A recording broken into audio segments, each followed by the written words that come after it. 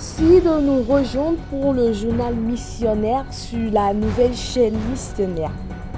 Au sommaire de cette édition, réunis en Éthiopie, les évêques d'Afrique et de Madagascar scellent un pacte historique pour replacer la foi, l'éthique et l'excellence au cœur de l'école catholique.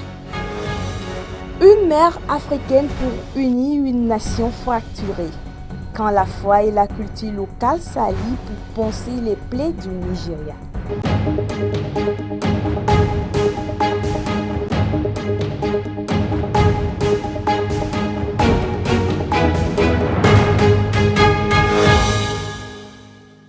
Des bancs de l'école jusqu'aux zones marginalisées, l'Église catholique s'engage à garantir une éducation de qualité pour les plus démunis à travers tout le continent.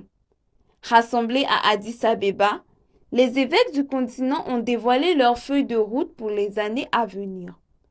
Au-delà des valeurs traditionnelles, le SCA mise désormais sur les nouvelles technologies, la formation à l'IA éthique et la création d'emplois pour offrir de nouvelles perspectives à la jeunesse africaine, notamment la plus défavorisée. Une école catholique résolument tournée vers l'avenir, bien décidée à armer la jeunesse face aux défis technologiques et économiques de demain. Une mère nigériane pour sauver un peuple divisé. La réponse artistique et spirituelle d'une sœur face au chaos. Après une vaste enquête auprès des évêques et des fidèles de son pays, la religieuse et artiste sœur Marie-Lucie a présenté à Kigali une œuvre révolutionnaire. En incarnant la Vierge Marie sous les traits d'une femme du pays, elle entend rapprocher le sacré du quotidien des Nigériens et transformer la dévotion en un vecteur d'unité nationale.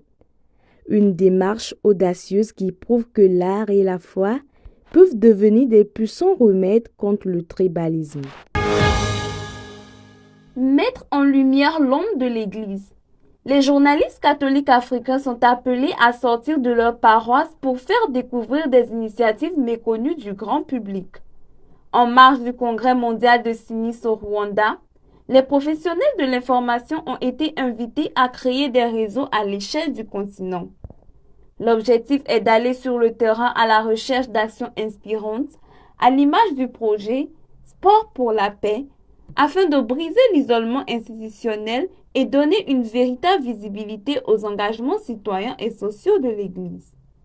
Un véritable changement de posture pour ces communicateurs, désormais invités à devenir de véritables passeurs d'espoir et d'espérance pour toute la société.